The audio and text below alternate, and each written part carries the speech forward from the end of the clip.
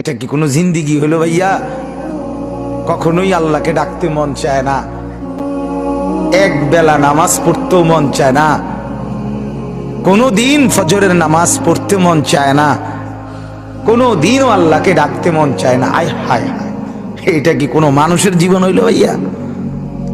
বেপর্দা নারী সমাজ আরো বেশি নষ্ট করে।